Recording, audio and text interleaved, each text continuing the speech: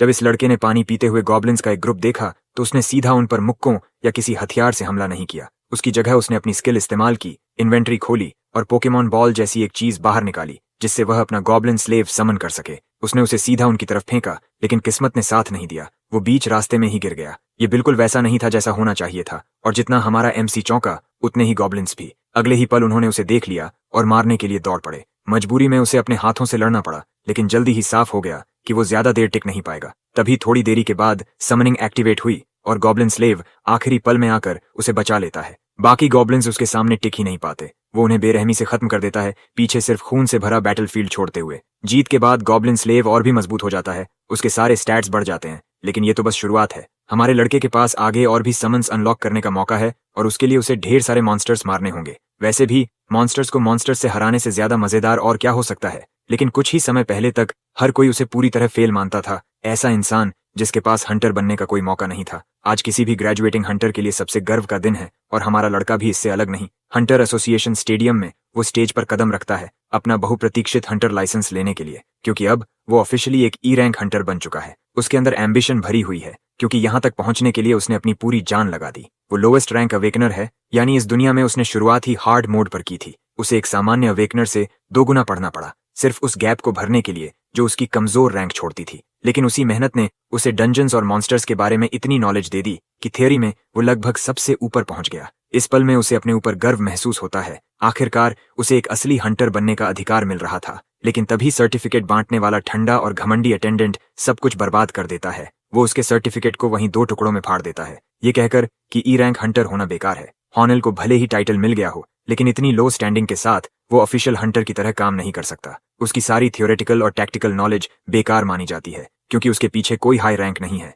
सीधी बात, अब तक की उसकी पूरी मेहनत एक पॉइंटलेस ग्राइंड बनकर रह जाती है। इस सच्चाई से टूटकर हानुल आखिरकार मॉन्स्टर्स हंट करने का सपना छोड़ देता है। वो खुद को गेमिंग में डुबो देता है ताकि ध्यान भटक सके। लेकिन 7 साल बाद भी वो इस दुनिया से पूरी तरह निकल नहीं पाता। बिना किसी ठोस करियर के उसकी जिंदगी डायरेक्शनलेस बन चुकी है। अब उसके पास एक ही रास्ता बचा है, फुल टाइम वीडियो गेम्स खेलना। वो मॉन्स्टर्स ब्लॉक मॉन्स्टर्स यानी एमबीएम नाम के गेम का दीवाना बन जाता है। जैसा नाम वैसा कॉन्सेप्ट। यहाँ आप मॉन्स्टर्स को दूसरे मॉन्स्टर्स से लड़ाते हैं। इस ब्रूटल टावर डिफेंस गेम में प्लेयर्स को काउंटलेस स्पीसीज रिक्रूट करने की फ्रीडम मिलती है ताकि हॉस्टाइल वेव्स को रोका जा सके। सुनने में मैकेनिक्स आसान लगते हैं, लेकिन असल में ये बेहद मुश्किल है। अगर आपने कभी ब्लून्स TD5 खेला है तो आप समझ सकते हैं। यहाँ प्लेसमेंट स्ट्रैटेजी रॉकेट साइंस जैसी प्रिसीजन मांगती है। हर यूनिट को उसकी लिमिट तक पुश करने के लिए परफेक्ट प्लानिंग चाहिए। मॉन्स्टर्स अपग्रेड किए जा सकते हैं, लेकिन प्रोग्रेशन बेहद स्लो है। और सबसे क्रूल बात, अगर कोई मॉन्स्टर बैटल में मर गया तो उसकी सारी प्रोग्रेस रीसेट हो जाती है। पेरेडेथ यहाँ सच है। मरे हुए मॉन्स्टर के स्टैट्स वापस लाने का कोई तरीका नहीं।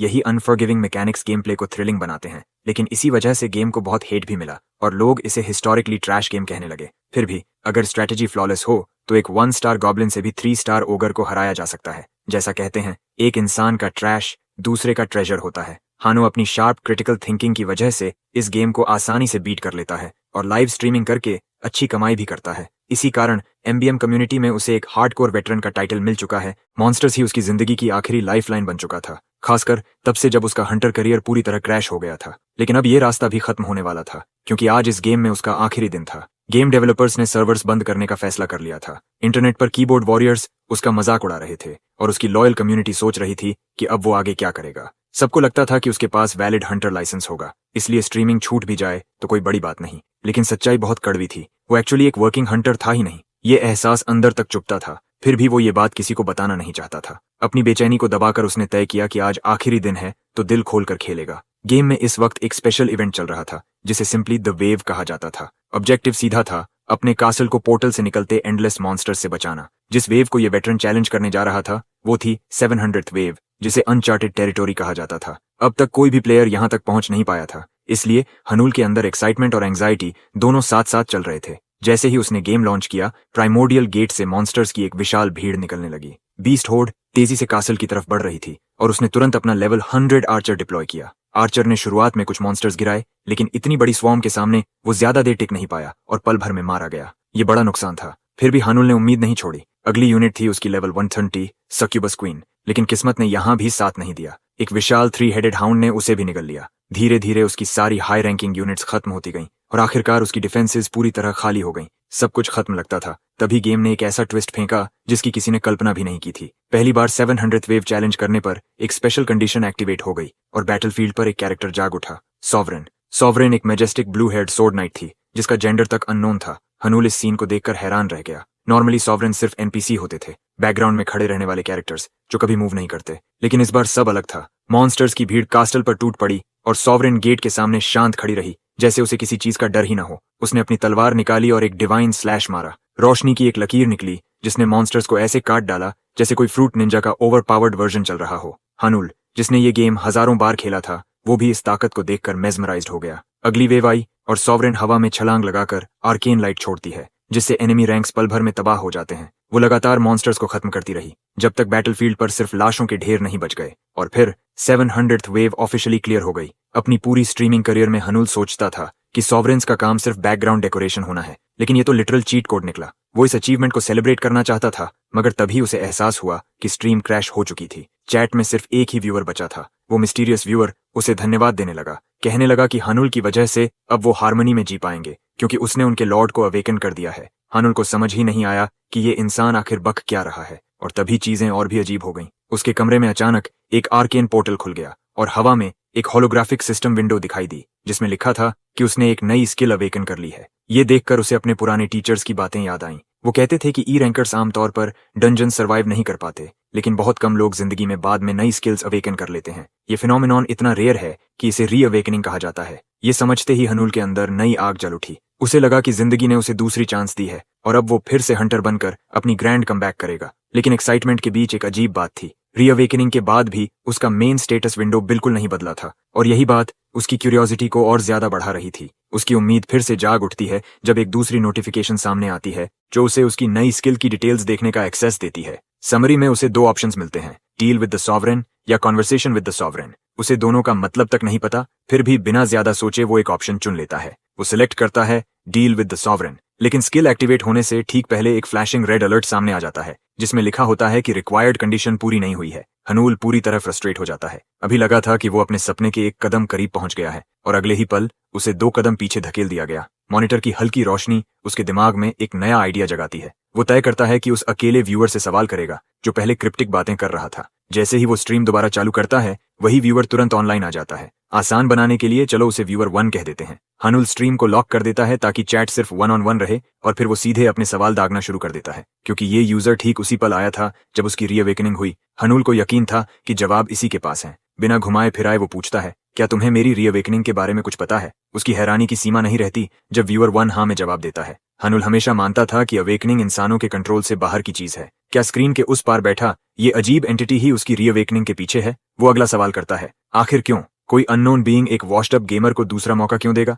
व्यूअर 1 बस इतना कहता है कि सॉवरेन ने उसे चुना है और यही पूरी वजह है। उनके लॉर्ड ने उस पर यह एहसान इसलिए किया क्योंकि हनूल ही वो कैटलिस्ट था जिसने उनके लॉर्ड को अवेकन किया। व्यूअर उसे भरोसा दिलाता है कि अब भी जो कंफ्यूजन उसके दिमाग में है वो समय के साथ खुद साफ हो जाएगी, और जो नई स्किल्स उसे मिली हैं उन्हें वो उनके लॉर्ड की ग्रेटिट्यूड समझे। अब हनूल इंट्रोगेशन छोड़ देता है और पूरा ध्यान इस पर लगाता है कि इन स्किल्स को इस्तेमाल कैसे किया जाए। Conversation with the sovereign skill cool down पर है, यानी उसे इंतजार करना पड़ेगा। ये बात वो मान लेता है, लेकिन दूसरा सवाल उसके दिमाग में अटका रहता है, दूसरी स्किल पेवॉल के पीछे क्यों लॉक्ड है? व्यूअर 1 अचानक अपनी गलती समझता है और तुरंत करेक्शन करते हुए हनूल के सिस्टम वॉलेट में सीधे 50 गोल्ड ट्रांसफर कर देता है। अब उसके पास जरूरी करेंसी आ चुकी थी और वो आखिरकार स्किल्स टेस्ट कर सकता था। ड्यूटी पूरी होने के बाद वो मिस्टीरियस एंटिटी गुड बाय कहकर स्ट्रीम से लॉग आउट हो जाता है। हनूल पूरी तरह कंफ्यूज्ड रह जाता है। वो खुद को पिंच तक करता है, ये जांचने के लिए कि कहीं ये कोई हाइपर रियलिस्टिक सपना तो नहीं। लेकिन एक बात अब साफ थी, ये रीअवेकनिंग कोई रैंडम एक्सीडेंट नहीं थी। इसके पीछे सच में कोई लॉर्ड नाम की एंटिटी मौजूद थी। तभी सिस्टम नोटिफिकेशन फिर से पिंग करती है। 50 गोल्ड डिपॉजिट कंफर्म हो चुका था। अब वो अपनी skill deal with the sovereign activate कर सकता था। जैसे ही वो स्किल चलाता है, उसके सामने एक मैसिव डिजिटल स्टोर फ्रंट खुल जाता है जिसमें खरीदने के लिए मॉन्स्टर्स की लंबी लिस्ट दिखाई देती है। वॉलेट चेक करने पर उसे पता चलता है कि उसके पास सिर्फ एक ही यूनिट खरीदने लायक पैसे हैं, एक स्लेव गॉब्लिन। बाकी सब कुछ बेहिसाब महंगा था। सबसे ऊपर सॉवरेन खुद लिस्टेड थी जिसकी प्राइस 11 डिजिट्स लंबी थी। इतनी बड़ी संख्या कि देखकर ही उसका दिमाग घूम जाए। जाहिर है वो उसे अपनी टीम में शामिल करना चाहता था, लेकिन कीमत प्रैक्टिकली इम्पॉसिबल थी। फिर भी असली हैरानी स्किल में नहीं थी। असली शॉक ये था कि ये सिस्टम विंडो बिल्कुल उसके गेम जैसी दिख रही थी। मॉन्स्टर्स के छोटे होलोग्राफिक मॉडल्स उनके प्राइस टैग्स के साथ घूमते हुए, सब कुछ मॉन्स्टर्स ब्लॉक मॉन्स्टर्स की ऑलमोस्ट एग्जैक्ट कॉपी था। बस कुछ छोटे डिफरेंसेस के साथ। गेम मैकेनिक्स को याद करते हुए हनूल समझ जाता है कि अगर गेम में वो अपने ओन्ड यूनिट्स समन कर सकता था तो शायद असल दुनिया में भी यही नियम लागू होगा। उसके चेहरे पर एक शरारती स्मर्क आ जाता है। उसे खुद फिजिकली स्ट्रांग बनने की जरूरत ही क्या है? अगर उसके समन्स उसके लिए लड़ सकते हैं तो वो बिना ताकत के भी टॉप टियर हंटर बन सकता है। गोल्ड का ख्याल आते ही हनूल के दिमाग में एक और रियलाइजेशन आता है। एमबीएम में प्लेयर्स के पास पैसा कमाने के सिर्फ दो तरीके थे, डंजन्स क्लियर करना या मॉन्स्टर्स को मारकर उनका लूट बेचना। अगर वही मैकेनिक्स असली दुनिया में भी लागू हो रहे हैं तो साफ है कि उसे गोल्ड कमाने के लिए मॉन्स्टर्स का शिकार करना पड़ेगा। लेकिन सबसे बड़ी समस्या सामने खड़ी थी। उसके फिजिकल स्टैट्स लगभग 0 के बराबर थे। वो तो एक लोवेस्ट ग्रेड स्लाइम को भी नहीं मार सकता था, किसी खतरनाक मॉन्स्टर की बात तो दूर। कोई और रास्ता न देखकर वो स्लेव गॉब्लिन की परचेस कंफर्म कर देता है। अगले ही पल एक नीली पोकेबॉल जैसी स्फीयर रियलिटी में मटेरियलाइज होती है जिसके अंदर उसका स्लेव गॉब्लिन मौजूद था। सीन बदलता है और हम पहुंचते हैं हंटर एसोसिएशन की भीड़भाड़ वाली बिल्डिंग में। हनूल यहाँ ऑफिशियली खुद को सोलो ई रैंक हंटर के रूप में रजिस्टर करवाने आया था। रिसेप्शनिस्ट जब उसका फ्रेश रिकॉर्ड खोलती है तो उसे 4 अवेलेबल जॉब्स दिखाई देती हैं जो उसके जैसे रूकी के लिए सूटेबल थीं। हनूल ध्यान से सभी ऑप्शंस कंपेयर करता है और जानबूझकर सबसे अनसूटेबल मिशन चुनता है, पहाड़ों के पीछे बसे एक रिमोट विलेज में गॉब्लिन एक्सटर्मिनेशन क्वेस्ट। अटेंडेंट तुरंत उसे वार्निंग देती है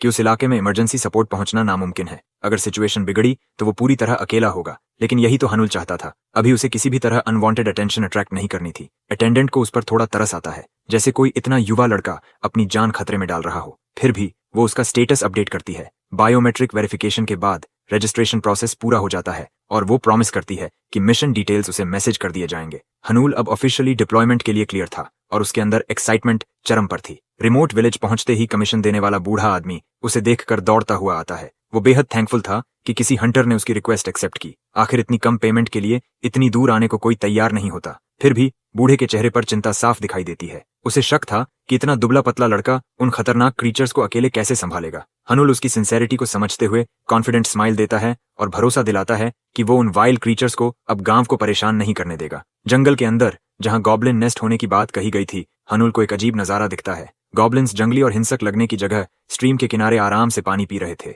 जैसे आम इंसान हो। वो इस अजीब चीज को नजरअंदाज करता है और इन्वेंट्री खोलकर अपना नया फेमिलियर निकालता है जो अभी ब्लू ब्लॉब फॉर्म में था। पोकेमॉन ट्रेनर की तरह स्टाइल मारते हुए वो ब्लू पोकेबॉल तेजी से उनकी तरफ फेंकता है। स्फीयर जाकर गॉब्लिन्स के सामने गिरती है और कुछ पल तक कुछ भी नहीं होता। हनूल की हालत खराब हो जाती है। लगता है समन फेल हो गया। गॉब्लिन्स तुरंत समझ जाते हैं कि सामने खड़ा इंसान हॉस्टाइल है। वो अपने नुकीले पंजे निकालकर उसकी तरफ झपट पड़ते हैं। अब उसके पास भागने का ऑप्शन नहीं था। वो मुट्ठी बांधकर डेस्परेट काउंटर पंच के लिए तैयार हो जाता है। लेकिन जैसे ही एक ग्रीन मेनेस उस पर हमला करने वाला होता है, सिस्टम आखिरकार ट्रिगर हो जाता है। हवा में एक्सप्लोजन जैसी एंट्री के साथ गॉब्लिन समन मटेरियलाइज होता है और एक मैसिव क्लब घुमाकर दुश्मन को दूर फेंक देता है। अपने समन को करीब से देखकर हनूल के दिमाग में कुछ क्लिक करता है। जब उसने एमबीएम स्ट्रीम करना शुरू किया था, उसका पहला मॉन्स्टर एक साधारण स्लेव गॉब्लिन था। समय के साथ उसने उस कमजोर क्रीचर को गॉड टियर आइटम्स पहनाए थे और वही ट्रैश टियर यूनिट इवॉल्व होकर एक एब्सोल्यूट चैट बन गया था जो अकेले 100 वेव्स क्लियर कर सकता था। उसने उसका नाम रखा था गोनो। अब सामने खड़े फेमिलियर के स्टैट्स देखकर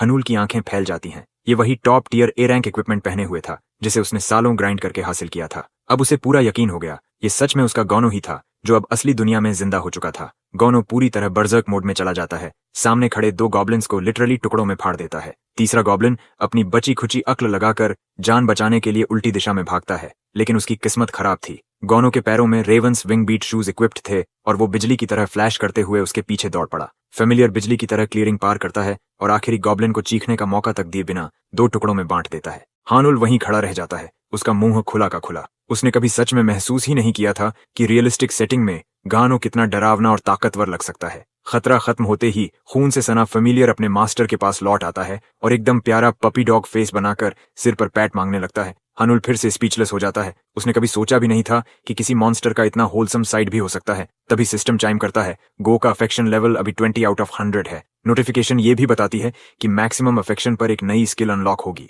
जो हनूल अभी तक अपने समन को छूने में भी हिचक रहा था, वो तुरंत घुटनों पर बैठकर गॉब्लिन को ऐसे गले लगा लेता है जैसे सालों बाद खोया हुआ भाई मिल गया हो। लेकिन मेन एजेंडा पर लौटते ही एक बड़ी समस्या सामने आती है। कॉर्प्सेस से एक भी लूट ड्रॉप नहीं हुआ। अब गोल्ड फार्म कैसे होगा? थैंकफुली गो को मैकेनिक्स पहले से समझ आ चुके थे। वो कॉर्प्स से कॉर्प्स पर छलांग लगाता है, उनके सीने में हाथ डालकर लाइफ एसेंस निकालता है जो हल्की चमकती माना स्टोन्स के रूप में बाहर आती है। पास ही आर्केन ब्लू एनर्जी का पोर्टल खुलता है और गो आराम से स्टोन्स उसके अंदर फेंक देता है। 3 लो ग्रेड कोर्स के बदले लॉर्ड्स कास्टल ऑफ इल्यूजन सीधे हानुल के अकाउंट में 30 गोल्ड डिपॉजिट कर देता है। अब सब साफ हो गया। मॉन्स्टर्स कॉइन्स नहीं गिराते बल्कि माना स्टोन्स एक्सट्रैक्ट करके सिस्टम के जरिए एक्सचेंज करनी पड़ती हैं। हानुल खुश होकर गो को और अफेक्शन देता है, इतनी जल्दी मैकेनिक्स समझने के लिए। अब जब गोल्ड मिल चुका था, वो एसोसिएशन को प्रूफ देने के लिए फिजिकल एविडेंस इकट्ठा करने की तैयारी करता है, लेकिन लगता है कि वो 3 गॉब्लिन्स सिर्फ एपेटाइजर थे। अचानक जंगल की गहराई से जोरदार हलचल सुनाई देती है। हर सेकंड के साथ धरती हिलाने वाली आवाजें तेज होती जाती हैं, पेड़ टूटकर बिखरने लगते हैं, और तभी एक विशालकाय बेहीमत सामने आ जाता है। एक ओगर। हानुल तुरंत अपनी लाइफ चॉइसेस पर सवाल उठाने लगता है। इतना बड़ा ओगर तो बी रैंक गेट या उससे ऊपर स्पॉन होना चाहिए, फिर ये ई रैंक क्वेस्ट जोन में क्या कर रहा है? तभी उसकी नजर एक डिटेल पर जाती है। मॉन्स्टर जोर जोर से सांस ले रहा था और उसके शरीर पर ताजे घाव थे। साफ था कि वो पहले ही किसी ब्रूटल फाइट से गुजर चुका है, लेकिन इंजर्ड होने का मतलब ये नहीं कि उसे हल्के में लिया जाए। और तभी सिस्टम अलर्ट लाल रंग में चमक उठता है। गो के समन ड्यूरेशन में सिर्फ 3 मिनट बचे हैं। लॉयल फेमिलियर बिना डरे आगे बढ़ता है, अपने से 4 गुना बड़े दुश्मन के सामने भी पूरी तरह काम। वो अपने मास्टर की तरफ कॉन्फिडेंट नजर डालता है, जैसे कह रहा हो, trust me. Raven's wing beat shoes activate होते ही गॉब्लिन लाइटनिंग स्पीड से ओगर की तरफ दौड़ पड़ता है। बेहीमत जोर से दहाड़ता है और एक उखड़ा हुआ पेड़ बेसबॉल बैट की तरह घुमाकर उसे मारने की कोशिश करता है, लेकिन गोनो बेहद तेज था। वो हवा में छलांग लगाकर मिड एयर स्टांस लेता है, अपनी मोमेंटम को लिमिट तक बढ़ाते हुए। अगले ही पल वो मीटियर की तरह नीचे गिरता है, क्लब सीधे ओगर की खोपड़ी पर निशाना बनाकर। ओगर घबराकर अपने मैसिव आर्म सामने कर लेता है, लेकिन गो रुकता नहीं। दबाव इतना बढ़ जाता है कि भयानक क्रंच की आवाज के साथ उसकी आर्म बोन्स टूट जाती हैं और रिब्स अंदर धंस जाती हैं। अपनी एम्पलीफाइड स्ट्रेंथ को और पुश करते हुए गो एक शॉकवेव छोड़ता है, जिसकी गूंज से पूरा जंगल कांप उठता है। हानुल खुद पीछे फिसल जाता है, सिर्फ खड़ा रहने के लिए। आखिरकार ओगर पूरी तरह किनेटिक फोर्स के नीचे कुचल जाता है। हानुल इस एस्ट्रोनॉमिकल पावर डिस्प्ले को देखकर दंग रह जाता है और खुशी में छोटा सा डांस करते हुए जीत सेलिब्रेट करने दौड़ पड़ता है। क्लॉक पर सिर्फ 3 सेकंड्स बचे थे। गानो जल्दी से ओगर के सीने से मैसिव माना स्टोन निकालता है और अपने मास्टर को थमा देता है। अगले ही पल वो वापस अपनी ब्लू ऑर्ब फॉर्म में डिसिपेट हो जाता है। हानुल के हाथ में सिर्फ एक चंकी हाई क्वालिटी कोर छोड़कर आर्केन पोर्टल फिर से खुलता है। हानुल स्टोन अंदर फेंकता है और बदले में सिस्टम उसके अकाउंट में सीधे 100 गोल्ड डिपॉजिट कर देता है। अब उसका टोटल बैलेंस आराम से 130 गोल्ड तक पहुंच चुका था। लगता है सिस्टम ने अभी एक और सरप्राइज बचाकर रखा था, क्योंकि ये उसका पहला ऑफिशियल मॉन्स्टर टेकडाउन था। हानुल को रिवॉर्ड के तौर पर एक प्रीमियम गाचा टिकट मिलता है। ये टिकट बेहद रेयर आइटम्स रोल करने के लिए इस्तेमाल होती है। हालांकि हर वेटरन जानता है कि इसकी ड्रॉप रेट्स आमतौर पर बेहद खराब होती हैं। जैसे ही वो टिकट एक्टिवेट करता है, उसके सामने एक ऑर्नेट चेस्ट मटेरियलाइज हो जाती है, रहस्यमयी आइटम्स से भरी हुई। सिस्टम एक और शॉकिंग ट्रूथ रिवील करता है, गाचा से मिलने वाला गॉड टियर गियर सिर्फ समन्स के लिए नहीं है। हानुल खुद भी उन आइटम्स को इक्विप करके अपने रॉक बॉटम स्टैट्स बूस्ट कर सकता है। ये सुनते ही उसकी आंखों में एक्साइटमेंट चमक उठती है, लेकिन सेलिब्रेशन शुरू भी नहीं हो पाती कि टूटती शाखाओं की आवाज उसे अलर्ट कर देती है। कोई आ रहा था। पूरी तरह आर्म्ड अवेकनर्स की एक स्क्वाड क्लियरिंग में घुसती है। साफ दिख रहा था कि वो घायल ओगर के ट्रेल को फॉलो करते हुए यहाँ पहुंचे हैं। ट्रेल सच में उन्हें टारगेट तक ले आया था, लेकिन प्रॉब्लम ये थी कि टारगेट पहले ही मर चुका था। जैसे ही हानुल उस स्क्वाड को देखता है, उसका दिल डूब जाता है। टीम की लीडर को वो तुरंत पहचान लेता है, युनसुए, प्रेस्टिजियस पोंगबेक गिल्ड की टीम 2 की फॉर्मिडेबल लीडर। साफ था कि पहले ओगियर से लड़ने वाली यही टीम थी जिसने उसे घायल किया था, और फिर वो भाग निकला था। अब सिचुएशन खतरनाक हो चुकी थी। हाई रैंकिंग गिल्ड के साथ स्टोलन किल का मामला कभी आसान नहीं होता। हानुल चुपचाप वहां से निकलने की कोशिश करता है, लेकिन सुआ तेज आवाज में उसे रुकने का आदेश देती है। उसकी टीम तुरंत फैलकर उसे चारों तरफ से घेर लेती है। फॉर्मल इंट्रोडक्शन के बाद सुआ ठंडे लहजे में बताती है कि अब नॉर्मल ओगर उनका डेजिग्नेटेड प्रे था। वो साफ तौर पर खुश नहीं थी कि किसी और ने उनका किल ले लिया। टेंशन हवा में भारी हो जाती है। सुआ गिरे हुए ओगर को देखती है और सोचती है कि ये लड़का अकेले इसे कैसे मार सकता है, जबकि वो खुद बी रैंक टीम होकर भी स्ट्रगल कर रही थी। उसके दिमाग में तुरंत कैलकुलेशन चलती है, अगर इसने अकेले ये किया है तो कम से कम ए रैंक तो होगा ही। वो अपना हाथ बढ़ाकर खुद को पोंगबेक गिल्ड की सुआ बताती है। हानुल भी काल्म रहकर अपना इंट्रोडक्शन देता है, लेकिन असली शॉक ये था कि सुआ महसूस कर पाती है कि कोई आर्कएंजल जैसी प्रेजेंस इस लड़के में इंटरेस्ट ले रही है। ये बात उसे अंदर से इरिटेट करती है। वो समझ नहीं पाती कि ये सिंपल दिखने वाला लड़का आखिर खास क्या है। क्यूरियस होकर वो पूछती है, क्या तुमने ये मॉन्स्टर अकेले मारा? हानुल वेग सा जवाब देता है, बस इतना कहता है कि हाँ, उसने किया। ये जवाब उसे और सस्पिशियस बना देता है। फिर वो एक्सप्लेन करती है कि ओजार पहले उनसे लड़ चुका था और वो खुश है कि हानुल ने उसे आगे डैमेज करने से पहले रोक दिया। हानुल कैजुअली कह देता है कि वो बस लकी था, लेकिन सुआ जानती थी कि ये झूठ है। ओगर सिर्फ लक से नहीं मारा जा सकता। अब उसकी सस्पिशन पूरी तरह एक्टिवेट हो चुकी थी। सरप्राइजिंगली वो कहती है कि ओगर का पूरा पे आउट रिवॉर्ड हानुल को दिया जाएगा। पोंगबेक गिल्ड खुद उससे कांटेक्ट करके पेमेंट हैंडल करेगी। हानुल ये सुनकर दंग रह जाता है। इतना बड़ा गिल्ड अपनी प्रे छोड़कर इतना जेनरस क्यों बन रहा है? लेकिन सुआ उतनी भी सिंपल नहीं थी। वो तुरंत एक रिटर्न कंडीशन रखती है और अचानक अपना फोन उसकी तरफ बढ़ा देती है। सीन इतना फनी हो जाता है कि वो खुद एक पिटीट लड़की की तरह लग रही थी, जैसे क्रश का नंबर मांग रही हो। वो खुद भी थोड़ा फ्लस्टर्ड थी, जबकि हमारा डेंस प्रोटैगनिस्ट समझ ही नहीं पा रहा था कि आखिर हो क्या रहा है। सीन फिर कट होता है और हानुल विलेज के उस बुजुर्ग से मिलता है जिसने क्वेस्ट दिया था। बूढ़ा आदमी बेहद थैंकफुल था कि हंटर ने उनकी जान बचाई। हानुल बस खुश था कि उसने गांव वालों के लिए पहाड़ तक जाने का रास्ता सुरक्षित कर दिया। वो सुनता है कि इन विलेजर्स ने कितनी मुश्किलें झेली हैं। विलेज चीफ उसे रिपे करना चाहता है। ये ऑफर हानुल के लिए काम का साबित होता है, क्योंकि वो फेमस ट्रेनिंग मॉन्यूमेंट की लोकेशन जानना चाहता था। बूढ़ा उसे एक रास्ता दिखाता है, सीधा नीचे जाने वाला पाथ, और भरोसा दिलाता है कि अंत में वही लैंडमार्क मिलेगा। वो ये भी कहता है कि इस रास्ते पर चलना गुड लक लाता है। हानुल अच्छे मूड में आगे बढ़ता है। भले ही वो सुपरस्टिशंस पर यकीन न करता हो, लेकिन आज किस्मत जैसे सच में उसके साथ चल रही थी। यही वो जगह थी जहां हानुल ने अपनी गाचा पुल वाली ट्रेजर चेस्ट मैनिफेस्ट की। सीधी बात, भाई अपनी लक मैक्सिमाइज करना चाहता था ताकि नोटोरियस चेस्ट खोलते वक्त कुछ अच्छा निकल आए। तभी उसका फोन बजता है। मैसेज फिर से सुआ का था। वो ओगर किल का रिवॉर्ड अरेंज करने के लिए कॉन्टैक्ट कर रही थी। हानुल थोड़ा शॉक था कि वो उसमें इतनी इंटरेस्ट ले रही है। सबसे अजीब बात यह थी कि वो गिल्ड के ऑफिशियल नंबर की जगह अपना पर्सनल नंबर इस्तेमाल कर रही थी। लेकिन फिलहाल हानुल का दिमाग कहीं और था। उसे बस चेस्ट खोलनी थी, ऐसी चीज जिसे उसने कभी सोचा भी नहीं था कि रियल लाइफ में खोलेगा। ड्रॉप रेट्स भले ही डॉग टियर हों, लेकिन हाई रैंक आइटम मिलने का चांस ही काफी था। वो ज्यादा मांगता भी नहीं, बस ए रैंक पुल की दुआ करता है। जैसे ही वो चेस्ट एक्टिवेट करता है, चमकदार रोशनी फूटती है और अलग अलग रैंक के कई वेपन्स सामने तैरने लगते हैं। उनमें सबसे ऊपर था एक S rank artifact, blood red armour, जिसमें गोल्डन लाइंस चमक रही थीं। इंट्रोडक्शन खत्म होते ही लाइट सुनहरी होकर गहरी लाल चमक में बदलती है। हानुल ओ में उस सुप्रीम आर्टिफैक्ट को देखता है और सीन यहीं पर एम्बिगुअसली कट हो जाता है। घर लौटकर हानुल पूरे सिचुएशन के बारे में सोच रहा था। गोल्ड कमाने का तरीका तो उसे मिल गया था, लेकिन असली हर्डल अब मॉन्स्टर्स ट्रेन करना था। सिस्टम में कुछ अजीब चल रहा था। मॉन्स्टर शीट खोलने पर उसे गॉब्लिन फाइटर हायर करने का ऑप्शन दिखता है, लेकिन शौक तब लगता है जब वहां ओगर बर्जर्कर भी अवेलेबल होता है। नॉर्मल गॉब्लिन वॉरियर की कीमत 70 गोल्ड थी, मैनेजेबल, मगर बर्जर्कर ओगर की प्राइस थी वॉपिंग 420 गोल्ड। सबसे कंफ्यूजिंग बात यह थी कि इतने महंगे होने के बावजूद वो हायर लिस्ट में अनलॉक्ड था। तभी हानुल के दिमाग में क्लिक होता है, सिस्टम सिर्फ उन्हीं मॉन्स्टर्स को हायर करने देता है जिन्हें उसने खुद किल किया हो। अगर ये थ्योरी सही है तो समझ आता है कि सिर्फ गॉब्लिन और ओगर क्लासेस ही अनलॉक्ड क्यों हैं। इसका मतलब साफ था, नए मॉन्स्टर्स अनलॉक करने के लिए उसे खुद उन्हें हंट करना पड़ेगा। और अब चीजें थोड़ी बिलीवेबल लग रही थीं, खासकर उसकी रीसेंट गाचा पुल के बाद। वैसे उसे वो एस रैंक आर्मर नहीं मिला, उसकी जगह उसे मिला एक यूनिक ग्रेड ग्लासेस जो स्टैट्स बफ करते थे और एक स्पेशल स्किल भी देते थे। हानुल खुद हैरान था कि यूनिक ग्रेड आइटम उसे कैसे मिल गया। गेम में यूनिक ग्रेड आइटम 3 या उससे ज्यादा ए रैंक आइटम से भी बेहतर माने जाते थे। मतलब पुल सच में इंसेन थी। वो ग्लासेस पहनकर टेस्ट करता है। जैसे ही पहनता है उसे ऐसा लगता है जैसे दुनिया के हिडन सीक्रेट्स खुल गए हों। उसके सारे स्टैट्स +5 बूस्ट हो जाते हैं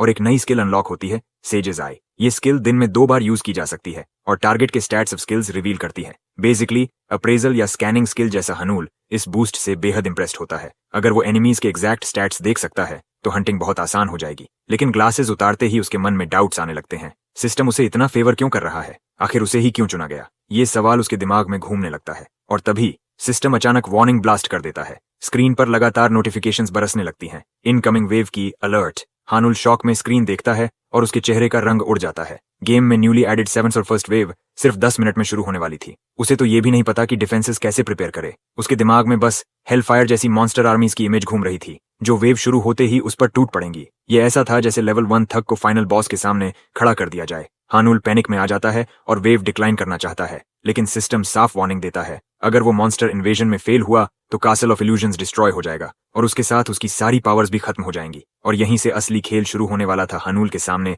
जैसे भविष्य की झलक खुल जाती है। जलते हुए शहर, दुनिया का पूरी तरह विनाश। मैसेज साफ था, फेलियर मतलब डेथ। वेव शुरू होने वाली थी और वो खुद से पूछ रहा था कि आखिर वो उन मॉन्स्टर्स को रोकेगा कैसे। नीला गेट घूमता हुआ पोर्टल बनाता है, बिल्कुल वैसा ही जैसा गेम में होता था। लेकिन हानुल समझ नहीं पा रहा था कि उसे जबरदस्ती इस गेम मोड में क्यों घसीटा जा रहा है। और सबसे डरावनी बात, अगर वो फेल हुआ तो सिर्फ उसकी हार नहीं बल्कि पूरी दुनिया का कैटास्ट्रोफिक कोलैप्स होगा। सिस्टम ने फैसला कर लिया था। काउंटडाउन शुरू हो चुका था, 10 मिनट्स। अब ओवरथिंक करने का वक्त नहीं था, उसे बस एक्शन लेना था। उसने अपने दिमाग को स्टेबलाइज किया और खुद को याद दिलाया, ये आखिरकार एक डिफेंस गेम ही है। ऑब्जेक्टिव हमेशा से सेम था, मॉन्स्टर्स को कास्टल तक पहुंचने से रोकना। टावर डिफेंस की तरह, लेकिन इंसेनली डिफिकल्ट, जहां स्ट्रैटेजी ही असली वेपन होती है। सही पेस पर समन्स डिप्लॉय करना, डिफेंसिव स्ट्रक्चर्स यूज करना, आइटम्स कंबाइन करना, यही जीत का रास्ता था। उसके सामने कंट्रोल्स टच स्क्रीन की तरह काम कर रहे थे। सबसे पहले उसने मॉन्स्टर इन्वेंट्री चेक की। टोटल 5 डिप्लॉयबल मॉन्स्टर्स, 4 गॉब्लिन्स और एक ओगर। इंटरेस्टिंग बात यह थी कि इस मोड में वो इन्हें बिना हायर किए डिप्लॉय कर सकता था।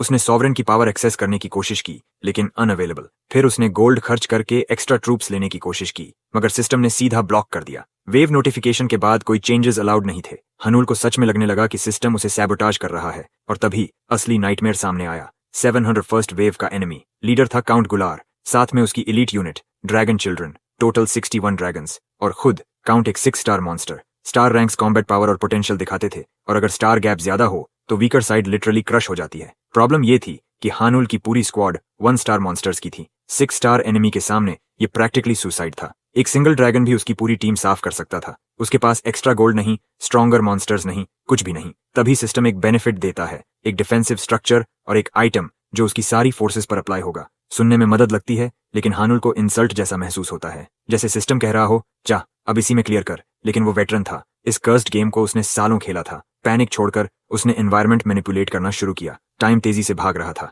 8 मिनट्स, 5, 2। हर एलिमेंट को जोड़ते हुए वो स्ट्रैटेजी बिल्ड करता गया। टाइमर 15 सेकंड्स पर पहुंचा। उसने आखिरी सेटअप कंप्लीट किया। क्लॉक 0 पर पहुंची। Wave begins. आसमान अचानक वीवर्स से भर जाता है। उनके पंखों की आवाज से पूरा आकाश ढक जाता है। उनका टारगेट साफ था, कास्टल। आर्मी को लीड कर रहा था काउंट गुलार। शुरुआत में ही वाइवर्न्स बैरियर पर टूट पड़ते हैं, लगातार उसे तोड़ने की कोशिश करते हुए। काउंट गुस्से में था कि उसके मॉन्स्टर्स बैरियर तोड़ नहीं पा रहे, और यही हनूल की स्ट्रैटेजी का पहला हिस्सा था। उसने इन्फिनिट बैरियर पर्क एक्टिवेट किया था, जिसने डिफेंसेस को 100 तक बूस्ट कर दिया। ये बैरियर प्रैक्टिकली इनविंसिबल था, लेकिन एक कंडीशन थी, ये सिर्फ तब काम करता है जब अटैकिंग मॉन्स्टर्स 2 स्टार रैंक से नीचे हों। हनूल ने रिस्क लेकर इसे एक्टिवेट किया था, होपिंग कि इनिशियल असॉल्ट रुक जाए। कुछ पल के लिए स्ट्रैटेजी काम करती दिखी। वाइवर्न्स बार बार टकराते रहे, लेकिन बैरियर इंटैक्ट रहा। फिर अचानक एक वाइवर्न ब्लेजिंग स्पीड से आगे आता है और फायरी ब्रेथ छोड़ता है। एक ही ब्लास्ट में बैरियर चकनाचूर हो जाता है। बैरियर के इफेक्ट की वजह से शील्ड लगातार रिजेनरेट हो रहा था, और वही उसकी आखिरी उम्मीद बना हुआ था। लेकिन एक बड़ी प्रॉब्लम भी थी। सिस्टम हर अटैक को ड्यूरेबिलिटी से -1 मानता था। मतलब अगर सारे 61 ड्रैगन्स एक साथ हमला कर दें तो बैरियर की ड्यूरेबिलिटी पल भर में आधी से नीचे गिर जाती। यही लूप होल था, लेकिन हमारे बॉय के पास इसका भी सोल्यूशन था। Spam clicking. बिल्कुल OSU प्लेयर्स की तरह हर क्लिक ड्यूरेबिलिटी को 1 पॉइंट रिकवर कर देता। अब उसकी उंगलियां ही बैरियर की लिमिट बन चुकी थीं। हानुल के हाथ दर्द से कांप रहे थे, मगर यही तरीका था डिफेंस को जिंदा रखने का। अब अगला सवाल था, इतने गॉड लाइक मॉन्स्टर्स को मारेगा कैसे? जवाब सरप्राइजिंगली सिंपल था। बैरियर अटैक्स रिफ्लेक्ट कर रहा था, और हर रिफ्लेक्ट से वाइवर्न्स को एक डैमेज लग रहा था। नॉर्मली गॉब्लिन्स वाइवर्न्स को स्क्रैच तक नहीं कर सकते, लेकिन उसके स्पेशल आइटम हाकन स्पून ने रूल्स उलट दिए थे। ये A rank item rank disparity ignore करके डैमेज करने देता था। धीरे धीरे वाइवर्न्स की हेल्थ घटने लगी। एक ड्रैगन तो उस क्लमजी गॉब्लिन को देखकर गुस्से से पागल हो गया, मगर कुछ कर नहीं सका। प्रॉब्लम ये थी कि इस स्पीड से पूरा हॉर्ड खत्म करने में करीब 60 घंटे लगने वाले थे। अब असली लड़ाई शुरू हुई, एंड्योरेंस की। हनूल लगातार क्लिक करता रहा, सोचता हुआ कि पहले उसके गॉब्लिन्स मरेंगे या वो खुद। ऑफेंस और डिफेंस कंप्लीट स्टेलमेट में फंस गए। कुछ घंटों बाद उसकी हालत खराब होने लगी। जैसे ही वो पानी लेने को बढ़ा, उसका शरीर ठंडा पड़ गया। सिस्टम उसे गेम के बाहर किसी चीज से इंटरेक्ट करने ही नहीं दे रहा था। ना पानी, ना खाना, ना आराम, बस सर्वाइवल मोड। एवरेज इंसान शायद पागल हो जाता, लेकिन हनूल खुद से कहता है ये तो गेम की बस शुरुआत है। एक ड्रैगन गुस्से में टाइटन लेवल फायर ब्रेथ छोड़ता है, बैरियर का बड़ा हिस्सा टूट जाता है। यही थ्रिल हनूल को इस गेम से प्यार करवाता था। सिर्फ 2 घंटे बीते थे और अभी 58 घंटे बाकी थे। फेलियर का मतलब दुनिया का अंत था। हनूल गेमर गॉड मोड में चला गया, पूरी सिचुएशन पर कंट्रोल लेने की कसम खाकर। 12 एगनाइजिंग घंटे गुजर गए, लेकिन वो आधे रास्ते तक भी नहीं पहुंचा। गॉब्लिन्स धीरे धीरे ड्रैगन्स को चिप करते रहे। 2 वाइवर्न्स गिरे, फिर 3 और। एक पूरा दिन बीत गया। 10 किल्स, फिर 12 और हाफ ड्रेक्स भी गिरने लगे। काउंट की आर्मी टूटने लगी। वाइवर्न्स एक एक करके गिरते गए। लंबी और पागल कर देने वाली लड़ाई के बाद सिर्फ 2 मॉन्स्टर्स बचे थे, लेकिन अब हनूल की हालत इतनी खराब थी कि वो स्क्रीन को छू भी नहीं पा रहा था। बैरियर रीसेट नहीं हो पा रहा था। एक गॉब्लिन अटैक करता है, मगर वाइवर्न उसे बाईपास करके शील्ड पर डुअल स्ट्राइक मार देता है। यही गेम चेंजर था। इन्फिनिट बैरियर फाइनली डिस्ट्रॉय हो गया। कुछ सेकंड का रेस्ट और सब खत्म। अब कास्टल एक हिट भी नहीं झेल सकता था। तभी गो आगे बढ़ता है सैक्रिफिशियल प्ले के लिए। गॉब्लिन बनाम ड्रैगन। उसकी आंखों में ऐसी ऑरा थी जैसे पूरी दुनिया का भार उसी पर हो। गो अपनी सारी ताकत एक बार में डाल देता है। मेस सीधा ड्रैगन की स्कल पर गिरती है। इम्पैक्ट इतना जबरदस्त था कि ड्रैगन वहीं ढेर हो जाता है और शॉक वेव से काउंट तक गिर पड़ता है। वेव ऑफिशियली क्लियर हो जाती है। हानुल शॉक में चीख पड़ता है, जीत की खुशी में, लेकिन अगला पल उसका शरीर जवाब दे देता है। सेलिब्रेशन खत्म होने से पहले ही वो वहीं गिरकर बेहोश हो जाता है। अगली बार जब हानुल की आंख खुलती है, तब सूरज काफी ऊपर चढ़ चुका था। उसे खुद नहीं पता कि वो कब बेहोश हुआ और कितनी देर तक पड़ा रहा। सामने सिस्टम स्क्रीन चमक रही थी। वेव ऑफिशियली क्लियर हो चुकी थी। रिवॉर्ड के तौर पर उसे मिले 20 वाइवर्न बोन्स, 10 ड्रेक स्केल्स और 5 ड्रेक हार्ट्स। लूट तो मिल गया, लेकिन सच कहें तो उसे खुद नहीं पता था कि इन चीजों का इस्तेमाल आखिर कैसे होगा। तभी सिस्टम नई जानकारी देता है। सॉवरेन के साथ कॉन्वर्सेशन अनलॉक करने के लिए अभी 3 कंडीशंस बाकी हैं। पहली, टोटल 50 आवर्स प्ले टाइम जमा करना, और दूसरी, डिफेंस को सक्सेसफुली क्लियर करना।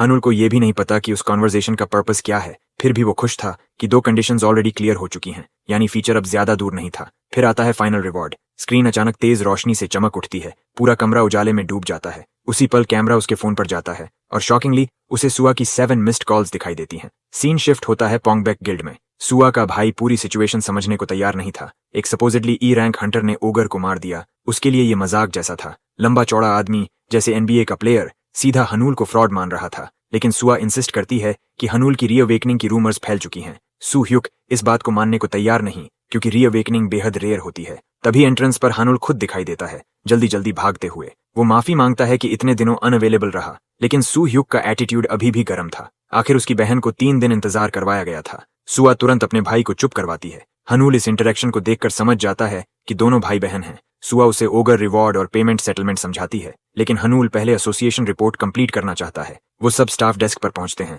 जहां रिसेप्शनिस्ट सुआ की पर्सनल टेस्टिमोनी सुनती है कि उसने खुद हनूल को ओग्यार गिराते देखा। फिजिकल प्रूफ भले न हो, लेकिन उसकी गवाही काफी थी। सू ह्युक प्रोटेक्टिव मोड में रिसेप्शनिस्ट को घूरता है, जिससे वो तुरंत सॉफ्ट पड़ जाती है। फिर भी प्रोसीजर तो प्रोसीजर है। बी रैंक मॉन्स्टर किल का क्लेम वेरीफाई करने के लिए प्रॉपर टेस्ट जरूरी था, माना मीटर मेजरमेंट। यही प्रॉब्लम थी। सुआ जानती थी कि हानुल रीअवेकन हुआ है, लेकिन वो खुद भी उसके स्टैट्स चेक नहीं कर पाई थी। कंसर्न्ड होकर वो ऑल्टरनेट मेथड की बात करती है, मगर हानुल खुद कॉन्फिडेंटली कह देता है, टेस्ट अभी करो। सीन बदलता है। मनामीटर पहले एक गिल्ड मेंबर का रैंक मेजर करता है, डी रैंक। अब बारी थी हनूल की। सुआ विजिबली टेंस हो जाती है। सू ह्युक तो इस मोमेंट का इंतजार कर रहा था। अगर इस लड़के में पोटेंशियल नहीं हुआ तो कॉन्स्टलेशन की इंटरेस्ट बेकार साबित होगी। हनूल जायंट स्टोन पर अपना हाथ रखता है। 7 साल पहले भी उसने ऐसा ही टेस्ट दिया था, और तब उसकी रियलिटी ई रैंक निकली थी। मीटर एक्टिवेट होता है, सबकी नजरें स्क्रीन पर टिक जाती हैं। कुछ सेकंड और फिर रिजल्ट कंप्लीट। सिस्टम घोषणा करता है एस रैंक। पूरा कमरा शॉक में जम जाता है। ये इतना बड़ा ट्विस्ट था कि खुद हानुल भी हैरान रह जाता है। उसे खुद नहीं पता था कि उसका रैंक इतना ऊपर दिखेगा।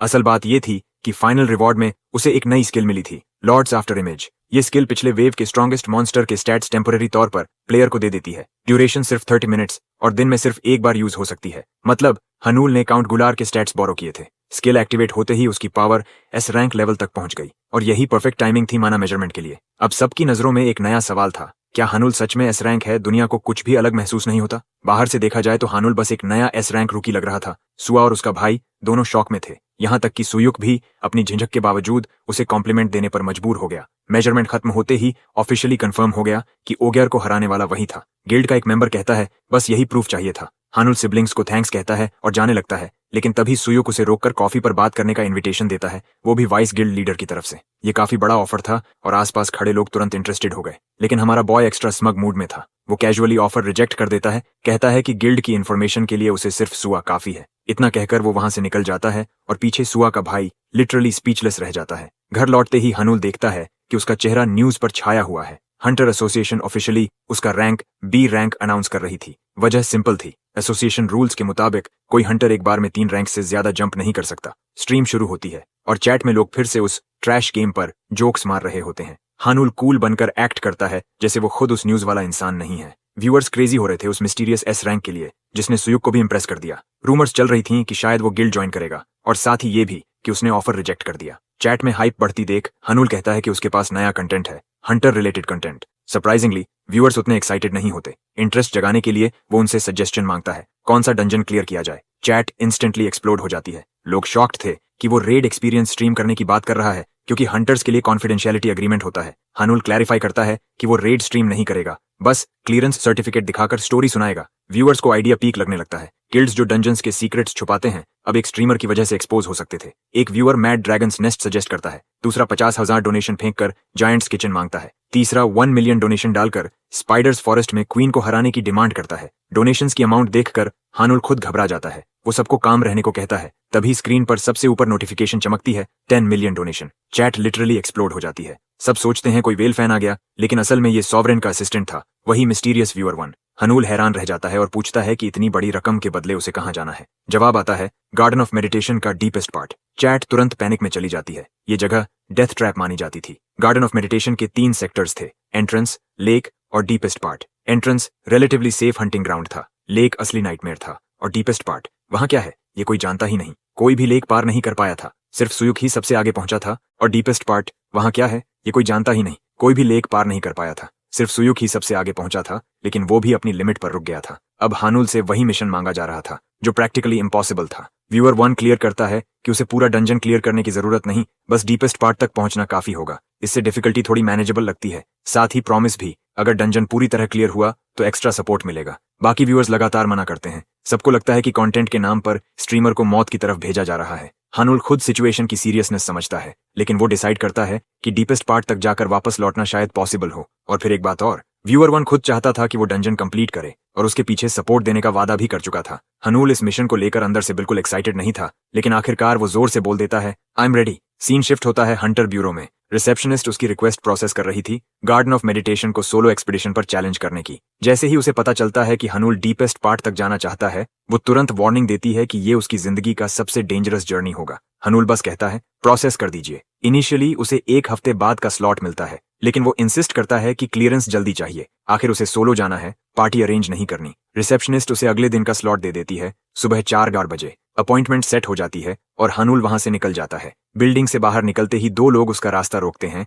मियोंग हुन और सोआन, ईजिस और सनाई गिल्ड के एचआर लीडर्स। दोनों कोरिया की बिग 3 गिल्ड्स में से थे। साफ था कि उन्हें उसके रीसेंट इवैल्यूएशन रीसेट की खबर मिल चुकी थी। दोनों उसे अट्रैक्टिव ऑफर्स देने लगते हैं, पोंगबेक से भी बेहतर टर्म्स के साथ। लेकिन हनुल पूरी तरह अनइंटरेस्टेड था। गिल्ड ज्वाइन करना उसे बंधन जैसा लगता था। उसका फोकस सिर्फ डंजन मिशन पर था और वो कैजुअली वहां से निकल जाता है। दूसरी तरफ सू ह्यूक को हनुल खुद कॉल करके मिशन के बारे में बताता है। वो साफ कहता है कि उसका गोल गार्डन ऑफ मेडिटेशन का डीपेस्ट पार्ट रीच करना है, वही जगह जहां सुयुक खुद भी नहीं पहुंच पाया था। इसी वजह से वो उससे इन्फॉर्मेशन मांग रहा था। सुयुक इनिशियली कुछ शेयर करने के मूड में नहीं था, लेकिन हनुल एक ट्रम्प कार्ड निकालता है। वो क्लेम करता है कि उसके पास डंजन क्लियर करने का सीक्रेट तरीका है। ये सुनकर वाइस लीडर चौंक जाता है। हनुल प्रॉमिस करता है कि अगर वो क्लियर करता है तो पब्लिक में बोलेगा कि पोंगबेक गिल्ड ने हेल्प की थी। इक्वल इंसेंटिव बन जाता है और सू ह्यूक इन्फॉर्मेशन शेयर करने के लिए तैयार हो जाता है। लेकिन क्यूरियोसिटी में वो फिर से गिल्ड ज्वाइन करने का ऑफर डाल देता है। हनुल तुरंत मना कर देता है। जब सू ह्यूक खुद को ही मेन इंटरेस्टेड पार्टी दिखाने की कोशिश करता है, हनुल कैजुअली बता देता है कि ईजिस और सनाई गिल्ड भी उससे कांटेक्ट कर चुके हैं। ये सुनते ही सू ह्यूक का एक्सप्रेशन गिर जाता है। कंपटीशन शुरू हो चुकी थी। आखिरकार नेगोशिएशन हारकर वो साफ बोलता है कि डीपेस्ट पार्ट के बारे में उसके पास कोई सॉलिड इन्फो नहीं है और डंजन स्ट्रक्चर पिछले साल में बदल भी सकता है। हनुल इस पर भी ओके रहता है। नेक्स्ट डे वो डेजिग्नेटेड स्पॉट पर पहुंचता है, ग्लासेस पहने हुए। सामने खड़े लोग उसे नोटिस करते हैं। एक आदमी अपना इंट्रोडक्शन देता है, कुआंगू, बुलगल गिल्ड का मेंबर। हनुल ग्रीटिंग रिटर्न करता है, लेकिन बॉल्ड गाय ऑलरेडी उसके बारे में इवैल्यूएशन से काफी कुछ जानता था। वो एरोगेंट एटीट्यूड में बोलता है कि उसने कभी एस रैंक के साथ काम नहीं किया और हनुल का सोलो अप्लाई करना उसे पसंद नहीं। वो साफ कह देता है कि उसकी गिल्ड का अपना मिशन है, इसलिए वो कोई हेल्प नहीं देगा। हनुल को इससे फर्क नहीं पड़ता। बॉल्ड हेड एटीट्यूड दिखाते हुए चला जाता है, जैसे एस रैंक असली फाइट में कुछ मायने नहीं रखता। हनुल मन ही मन सोचता है, फर्स्ट डे पर ही इतना सॉल्टी बिहेवियर। असल में प्रॉब्लम ये थी कि ऐसे डंजन्स में मिनिमम पार्टी साइज चाहिए होती है और रिजर्वेशन महीनों पहले करनी पड़ती है। पार्टी मेंबर्स काफी समय से वेट कर रहे थे और हनुल अचानक डे 1 पर एंट्री पा गया था, इसलिए सब इरिटेटेड थे। हनुल क्वाइटली सेजेस आई एक्टिवेट करता है और उनके रैंक्स चेक करता है। रिजल्ट देखकर उसे यकीन हो जाता है ये लोग डीपर पार्ट्स में उसके साथ टिक नहीं पाएंगे। शायद स्पाइंग के लिए यूज हो रहे हों, लेकिन उसे फर्क नहीं पड़ता। वो जानता है कि आगे जाकर उसका उनसे सामना नहीं होगा। तभी बॉल्ड हेड मुड़कर पूछता है, किस बात पर मुस्कुरा रहे हो? हनुल कैजुअली कहता है, बस एक फनी जोक याद आ गया। लेकिन इनसिक्योर लोग बात का गलत मतलब निकाल लेते हैं और उसे चैलेंज करने लगते हैं। सिचुएशन गर्म होने ही वाली थी कि स्टाफ मेंबर गेट एक्टिवेट कर देता है। क्रैकलिंग ग्रीन लाइटनिंग के बीच डंजन रेड ऑफिशियली शुरू हो जाती है। हंटर्स को जल्दी आगे बढ़ने का आदेश मिलता है, वरना गेट ज्यादा देर टिकेगा नहीं। हनुल के लिए ये पहली बार था जब वो किसी रियल डंजन में कदम रख रहा था। अंदर जाते ही सिस्टम स्क्रीन बेसिक डिटेल्स दिखाती है, रेड कैपेसिटी, मिशन पैरामीटर्स वगैरह। उसी समय सॉवरेन का सर्वेंट उसे साइलेंटली गुड लक भेजता है और अपने सपोर्ट से डंजन के लैंडस्केप को हल्का मॉडिफाई कर देता है। पार्टी के बाकी मेंबर्स भी अंदर आते हैं, लेकिन शुरुआत से ही कुछ गड़बड़ लगने लगती है। बॉल्ड हेड को महसूस होता है कि ये जगह वैसी नहीं है जैसी एंट्रेंस होनी चाहिए। आसपास देखकर सब कंफ्यूज्ड हो जाते हैं, यहाँ एक विशाल लेक क्यों है? एंट्रेंस जोन तो आसान और फेमिलियर होना चाहिए था। कुछ मेंबर्स तो पहले यहाँ आ चुके थे और वो भी शॉक में थे। हनुल के लिए सब नया था, लेकिन सुयुक से मिली जानकारी के मुताबिक ये लेआउट बिल्कुल मिसमैच था। तभी सिस्टम स्क्रीन नई ब्रीफिंग अनाउंस करती है, welcome to the lake side. Hunters literally बाल नोचने लगते हैं। सिस्टम मिशन रिवील करता है, पिग मैलेट्स मैसेकर। ऑब्जेक्टिव था पिग मैलेट्स को स्लेयर्स से बचाकर रात तक सर्वाइव करवाना। मिशन क्लियर हुआ तो लेक पार करके डीपेस्ट पार्ट का रास्ता खुलेगा। फेल हुए तो सभी चैलेंजर्स की डेथ। पार्टी पैनिक में चली जाती है। कोंगसू के लोग बेल आउट करना चाहते हैं, लेकिन जब वो स्टेटस विंडो खोलते हैं, शॉक, क्विट ऑप्शन डिसेबल्ड था। बॉल्ड हेड काफी देर से एस्केप करने की कोशिश कर रहा था, मगर कोई रास्ता नहीं। करंट पिग मैलेट्स की संख्या 130 थी और सिस्टम अनाउंस करता है कि 2 ऑलरेडी स्लॉटर हो चुके हैं। नंबर गिरकर 128। क्वांगसू पैनिक में हनुल की तरफ मुड़ता है। लोकल एस रैंक होने के नाते उससे क्लू मांगता है। हनुल काल्म रहकर कहता है कि उसे एग्जैक्ट सिचुएशन का पता नहीं, लेकिन लेक सेक्टर के बारे में कुछ इन्फॉर्मेशन है। ये सुनते ही सबकी उम्मीद जाग जाती है। अभी थोड़ी देर पहले जो लोग उसे मॉक कर रहे थे, अब हेल्प के लिए रिक्वेस्ट कर रहे थे। हनुल आयरनी पर हल्का सा हंसता है और कंडीशन रखता है वो इन्फॉर्मेशन शेयर करेगा, लेकिन पूरी रेड के दौरान सबको उसके ऑर्डर्स फॉलो करने होंगे। गिल्ड अथॉरिटी के लिए ये रिस्की था, क्योंकि इससे हनुल लीडर बन जाता। लेकिन सिस्टम फिर से पिग मैलेट्स की संख्या घटा देता है। टाइम निकल रहा था। कुंगू समझ जाता है कि उनके पास चॉइस नहीं। वो रिलक्टेंटली अग्री करता है, लेकिन कंडीशन डालता है, अगर प्लान फेल हुआ तो रिस्पॉन्सिबिलिटी हनूल की होगी। हनूल इसे अनफेयर मानता है, फिर भी कोऑपरेशन के लिए रेडी रहता है। अब वो टेरेन एक्सप्लेन करना शुरू करता है। लेक सेक्टर का पूरा मैप उसके दिमाग में क्लियर था। बीच में मैसिव लेक और वहां से निकलती वाटरवेज जो पूरे फॉरेस्ट में वेब पैटर्न बनाती थीं। बॉल्ड हेड तक इंप्रेस हो जाता है कि इतनी डिटेल्ड इन्फॉर्मेशन कैसे मिली। हनूल कैजुअली कहता है, स्काउटिंग स्किल। असल में वो व्यूअर 1 द्वारा दिया गया सीक्रेट मैप इस्तेमाल कर रहा था, कासल का गिफ्ट। उसे ज्यादा मेहनत करनी ही नहीं पड़ रही थी। प्लान सिंपल था, पिग मैलेट्स को स्लॉटर होने से बचाना। इसके लिए पहले उन्हें लोकेट करना जरूरी था। सारे मैलेट्स वेटलैंड्स में थे और टोटल 8 नेस्टिंग जोन्स थे। स्ट्रैटेजी क्लियर थी, हर जोन तक जल्दी पहुंचो, स्लेयर्स को रोक कर मैलेट्स को एक जगह गैदर करो ताकि डिफेंस आसान हो जाए। हानुल तुरंत एक्शन लेने को कहता है क्योंकि सिस्टम फिर से काउंट घटा देता है। टाइम खत्म हो रहा था, कुछ किए बिना ही पिग मैलेट्स की संख्या घट रही थी, इसलिए अर्जेंसी बढ़ती जा रही थी। क्वांगसू की टीम तुरंत जोन्स ढूंढने निकल गई, लेकिन वो क्यूरियस था कि एस रैंक हंटर खुद क्या करेगा। हनुल कामली कहता है कि वो पिग मैलेट्स को सोलो हैंडल करेगा। गिल्ड लीडर उसे छोड़ देता है, जिससे उसे वही प्राइवेसी मिलती है जिसकी उसे जरूरत थी। उसका असली गोल था लेक मैप के जरिए स्काउटिंग करना। इस जोन में एक हिडन मिशन था जिसका रिवॉर्ड खास बताया गया था और हानुल उसी को पूरा करना चाहता था। हंट अब सच में शुरू होने वाली थी। स्काउटिंग के दौरान उसे 2 चीजें पता करनी थीं, हिडन मिशन क्या है और पिग मैलेट्स को मारने वाले स्लेयर्स कौन हैं। एरिया में कई तरह के मॉन्स्टर्स थे, इसीलिए पहचान जरूरी थी। एक ग्रुप को स्पाई करते हुए हनूल देखता है कि कुछ बेहद बल्कि लिजर्ड मैन घूम रहे हैं। वो तुरंत समझ जाता है कि यही स्लॉटरर्स हैं। प्रॉब्लम ये थी कि इंडिविजुअल लेवल पर वो सिर्फ डी रैंक थे, लेकिन बड़ी संख्या में ये बेहद डेंजरस बन जाते थे। हानुल डिसाइड करता है कि अभी कॉम्बैट अवॉइड करना ही बेहतर है और क्वाइटली निकलने की कोशिश करता है। तभी 2 बेवकूफ हंटर्स वहां पहुंच जाते हैं, हनुल के बारे में बकवास करते हुए। उनकी लाउड टॉक उसकी सेफ्टी खतरे में डाल देती है। बिग माउथ आदमी बोल ही रहा होता है कि अचानक एक लिजर्ड मैन झपटता है और उसका सिर सीधे धड़ से अलग कर देता है। खून हवा में फैल जाता है। दूसरा हंटर गुस्से में आकर मॉन्स्टर पर टूट पड़ता है, पंचेस पर पंचेस मारता है, लेकिन शॉकिंग बात, कोई डैमेज नहीं होता। वजह थी स्वॉर्म टीम बोनस। 7 होने पर वही डी रैंक मॉन्स्टर इवॉल्व होकर बी क्लास पावर तक पहुंच जाता था। बफ्ड लिजर्ड मैन उस हंटर का हाथ फाड़ देता है और किलिंग ब्लो देने ही वाला होता है कि तभी ओरा का किंग गो एंट्री मारता है। गॉब्लिन स्लेव अटैक ब्लॉक कर लेता है। बुलगल गिल्ड का सी रैंक हंटर यकीन ही नहीं कर पाता कि उसे एक लोली गॉब्लिन ने बचाया। हनूल पीछे से आता है और याद दिलाता है कि उसने सबको डेजिग्नेटेड स्पॉट्स पर रहने को कहा था। आदमी सफाई देता है कि वो रास्ता भटक गया। हनूल उसे रिट्रीट करने को कहता है और खुद लिजर्ड मैन हैंडल करने का फैसला करता है। वो गानों को आदेश देता है कि जल्दी से आसपास के मॉन्स्टर्स क्लियर करे, क्योंकि टाइम कम था और हिडन क्वेस्ट अभी भी बाकी थी। गो तुरंत रेवंस विंग बीट एक्टिवेट करता है और इतनी स्पीड से डैश करता है कि लिजर्ड मैन उसकी मूवमेंट ट्रैक ही नहीं कर पाते। एक एक करके मॉन्स्टर्स गिरने लगते हैं।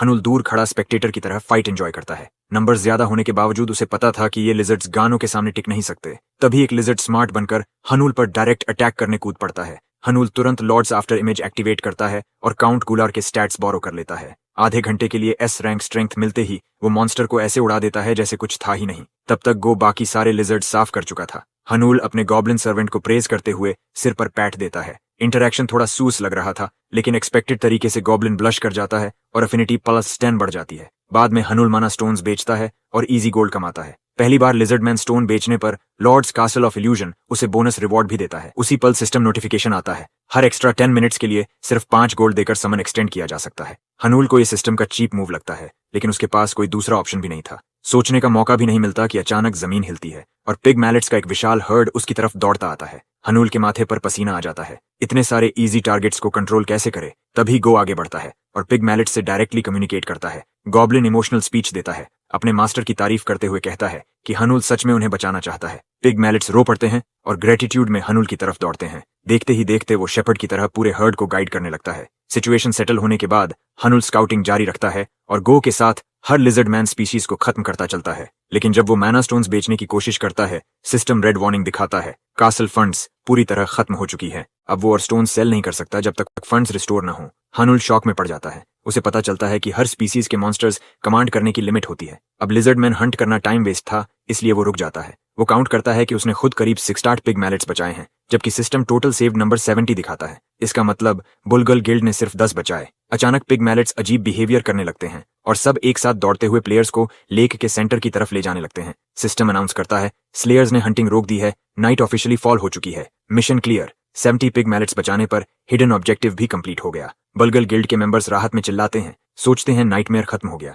लेकिन तभी नया नोटिफिकेशन आता है, ट्रायल ऑफ मेडिटेशन शुरू होने वाली है। अचानक स्पार्कलिंग वाटर की विशाल वेव सबकी तरफ बढ़ती है। सबको लगता है कि अब मौत तय है। तभी पिग मैलेट्स आगे कूदकर हंटर्स को शील्ड कर लेते हैं। हनूल और गोनो शॉक में रह जाते हैं। सिस्टम बताता है कि जिन पिग मैलेट्स को उन्होंने बचाया वो अब ग्रेटिट्यूड में उन्हें बचा रहे हैं। हनूल को तब समझ आता है कि इजी टारगेट्स में हिडन पोटेंशियल था। वो सोचता है शायद ज्यादा बचाने से ज्यादा सेफ्टी मिलती। थ्योरी टेस्ट करने के लिए हानुल बाकी प्लेयर्स को देखता है। ज्यादातर हंटर्स ने सिर्फ 1 या 2 पिग मैलेट्स ही बचाए थे। बुलगल गिल्ड का लीडर क्वांग बर्ली सर्वाइव कर रहा था और उसके पास खड़ा पिग मैलेट भी आखिरी सांसें लेता दिख रहा था। सीन साफ था, जिन्होंने कम बचाया उनकी प्रोटेक्शन भी कमजोर थी। बुलगल गिल्ड के बाकी मेंबर्स भी बुरी हालत में दिख रहे थे और हानुल सच में उनकी कंडीशन देखकर परेशान हो जाता है। वो जल्दी से कोई तरीका सोचने लगता है कि सबको कैसे बचाया जाए। तभी सिस्टम एक नई नोटिफिकेशन देता है। आखिरकार हिडन मिशन रिवील हो जाता है। ट्रायल के पीछे छिपे असली सोर्स को ढूंढकर सप्रेस करना होगा। अगर उस मॉन्स्टर को हरा दिया जाए जिसने इवेंट ट्रिगर किया है तो ट्रायल तुरंत खत्म हो जाएगा, वरना पूरे 10 मिनट तक चलेगा। हानुल तुरंत खुद को स्टेडी करता है, स्पेक्टिकल्स पहनता है और सेजेस आई एक्टिवेट करता है। स्किल की मदद से वो सिस्टम द्वारा बताई गई लोकेशन पर फोकस करता है और वहां एक प्रेजेंस डिटेक्ट करता है। आगे एनालाइज करने पर पता चलता है ये एक नेम्ड मॉन्स्टर है, जेन करुक। Highly intelligent creature, dangerous skills के साथ, कैटेक्लिज्मिक वेव और स्टॉर्म। हानुल के अंदर एंग्जाइटी बढ़ जाती है क्योंकि नेम्ड मॉन्स्टर्स यूनिक एबिलिटीज वाले स्पेशल बीइंग्स माने जाते हैं। फिर भी वो खुद को काम करता है। हिडन मिशन आसान नहीं होने वाला था। गानो उत्साह में अटैक करने को तैयार होता है, लेकिन हानुल उसे रोक देता है और कहता है कि वो सिर्फ स्पेक्टेटर रहेगा। हानुल एक्सप्लेन करता है कि लेक बैटलफील्ड गानो के लिए रिस्की है क्योंकि वाटर रेजिस्टेंस नहीं होने से वो डिसएडवांटेज में रहेगा। इसलिए वो मॉन्स्टर समनिंग शॉप खोलता है और नया मॉन्स्टर हायर करने का फैसला करता है। लॉर्ड्स लिस्ट से वो ओगर बर्जर्कर चुनता है क्योंकि उसमें नेचुरल वाटर रेजिस्टेंस थी। लेकिन नई समस्या सामने आती है, ओगर के पास कोई इक्विप्ड आइटम्स नहीं थे। जेन कारुक जैसे नेम्ड मॉन्स्टर के सामने वो शायद हार जाता। हानुल समझ जाता है कि उसे स्टैट बूस्ट चाहिए, इसलिए वो प्रीमियम गाचा टिकट इस्तेमाल करने का रिस्की फैसला करता है। टिकट एक्टिवेट होते ही गोल्डन लाइट फूटती है। हानुल एक्साइटमेंट में भर जाता है, एस रैंक आइटम। लेकिन खुशी तुरंत कंफ्यूजन में बदल जाती है क्योंकि आइटम कम्बैट के लिए खास यूजफुल नहीं लगती। वाटर करंट लगातार डेंजरस होती जा रही थी, इसलिए डिले का ऑप्शन नहीं था। वो ओगर समन करता है और नया आइटम इक्विप कर देता है। जैसे ही आइटम लगती है, ओगर अचानक जमीन पर गिर जाता है। उसी समय बुलगल गिल्ड का एक मेंबर डूबने लगता है और हानुल तुरंत उसे बचाने दौड़ पड़ता है। हानुल के चेहरे पर फ्रस्ट्रेशन साफ दिखती है। उसे लगता है शायद सब कुछ उसे अकेले हैंडल करना पड़ेगा। लॉर्ड्स आफ्टर इमेज में सिर्फ 12 मिनट्स बचे थे, उसके बाद वो फिर ई रैंक बन जाएगा। फिर भी वो दूसरों को बचाना प्रायोरिटाइज करता है। करंट इतनी तेज थी कि सुपीरियर स्टैट्स होने के बावजूद वो स्ट्रगल करने लगता है। जब उसका पकड़ ढीली पड़ने लगती है और वो ट्री से छूटने ही वाला होता है, अचानक पानी का बहाव कमजोर होने लगता है। आगे देखकर वो शॉक में रह जाता है। ओगर पानी के बीच मजबूती से खड़ा था, सिर पर हैरी पॉटर जैसी टोपी पहने हुए। ओगर हीरोइक टोन में पूछता है, मास्टर क्या आपको कहीं चोट लगी? वो खुद को हम्बल सर्वेंट की तरह इंट्रोड्यूस करता है। बिल्कुल वैसा बिहेवियर नहीं जैसा किसी ओजार से एक्सपेक्ट किया जाए। हनुल पूरी तरह कंफ्यूज रह जाता है। उसने बस S rank item archmage Ganondorf's hat ogre को पहनाई थी, जो इंटेलिजेंस बूस्ट करने के लिए बनी थी। थ्योरी ये थी कि आइटम किसी भी इडियट को जीनियस बना सकती है, लेकिन हनूल ने कभी नहीं सोचा था कि ओजार की इंटेलिजेंस इतनी एक्सट्रीम लेवल तक बढ़ जाएगी। अभी भी शॉक में डूबा हुआ वो अपने सर्वेंट से पूछता है, तुम इतनी क्लियरली कैसे बोल रहे हो? प्रॉपर कॉन्वर्सेशन कैसे कर पा रहे हो? सीन यहीं पर रुक जाता है। ओगर आत्मविश्वास से अपनी मसल्स फ्लेक्स करता है और गर्व से बताता है कि मास्टर द्वारा दी गई हैट ने उसकी पूरी एग्जिस्टेंस बदल दी है, उसे एक नए रूप में ढाल दिया है। इतना कहकर वो हानुल के सामने गहराई से झुक जाता है और विनम्रता से कमांड मांगता है। हानुल कहता है कि ऑर्डर देने से पहले उसे कुछ क्लैरिफाई करना है। ओगर बिना हिचक हामी भरता है। हानुल पूछता है, क्या अब तुम मैजिक यूज कर सकते हो? ओगर गर्व से जवाब देता है कि हाँ, उसने अभी अपने लॉग में मैजिक इम्ब्यू किया है। ये सुनकर हानुल के अंदर एक्साइटमेंट भर जाती है। सिचुएशन आखिरकार उसके फेवर में जाती दिख रही थी। हानुल तुरंत ऑर्डर देता है, स्टॉर्म के बीच से आगे बढ़ो, मैं पीछे आ रहा हूँ। हैट पहना ओगर तुरंत वायलेंट करंट को धक्का देकर रास्ता बनाना शुरू कर देता है। हानुल उसे नया नाम देता है, ओडाल्फ, और कहता है कि वो उस पर भरोसा कर रहा है। नया नाम सुनते ही ओडाल्फ की आंखें भर आती हैं, गाल लाल हो जाते हैं। वो इमोशनल होकर चिल्लाता है कि इस सम्मान के लिए वो अपनी जान तक दे देगा। डिटर्मिनेशन के साथ वो आगे बढ़ता है और हानुल को लगता है कि अब डेस्टिनेशन दूर नहीं। दूसरी तरफ जेन कारुक बेचैन हो जाता है। कोई उसके मैजिक को बाईपास कर रहा था। उसे यकीन था कि ऐसा कोई ऑर्डिनरी मेज नहीं कर सकता, लेकिन फिर भी वो कॉन्फिडेंट रहता है कि उसकी बैरियर तोड़ना आसान नहीं होगा। ओडाल्फ बैरियर तक पहुंचता है और वहीं रुक जाता है। वो हानुल को ब्लॉकेज के बारे में बताता है। हानुल उसे आदेश देता है, एक ही स्पॉट पर बार बार वार करो। ओगर लॉजिक और मैथमेटिक्स समझाने लगता है कि मल्टी लेयर्ड फॉर्मूला बैरियर कैसे अनब्रेकेबल है, लेकिन हानुल उसे रोक देता है। सोचना बंद करो, बस ताकत से तोड़ो। ओडाल्फ आदेश मानता है और बेसबॉल खिलाड़ी की तरह लगातार बैरियर पर वार करता है। जेन करुक एंग्जाइटी महसूस करता है क्योंकि बैरियर वीकन होने लगती है। फिर भी वो खुद को समझाता है कि एक ओगर स्ट्रेंथ और मैजिक दोनों में मास्टर नहीं हो सकता।